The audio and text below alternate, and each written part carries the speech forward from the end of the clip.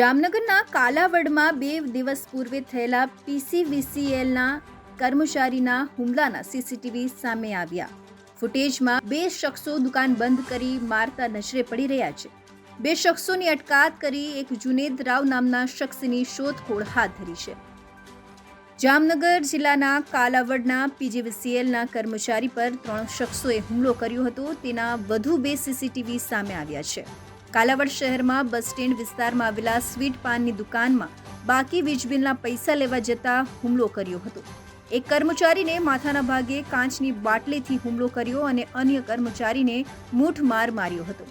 કર્મચારી રાહુલ ગોસ્વામીને માથા અને આંખના ભાગે ગંભીર રીતે ઘાયલ થતા રાજકોટ ખાતે ખસેડવામાં આવ્યો હતો. બનાવની જાણ થતાં પીજીવીસીએલના અધિકારીઓ અને કર્મચારીઓ સિવિલ હોસ્પિટલ પહોંચ્યા હતા. આ 2 શખ્સો દુકાન બંધ કરી મારતા નજરે પડી રહ્યા છે. એક કર્મચારી રાહુલ ગોસ્વામીને નવાઝ નામના શખ્સે માથાના ભાગે બોટલ મારતો જોવા મળ્યો. સીસીટીવીના આધારે પોલીસ દ્વારા 2 શખ્સોની અટકાયત કરી એક જુનેદ રાવ નામના શખ્સની શોધખોળ હાથ ધરી. હર્ષલ ખંડેડિયાનો રિપોર્ટ, તન્ના સમાચાર, જામનગર.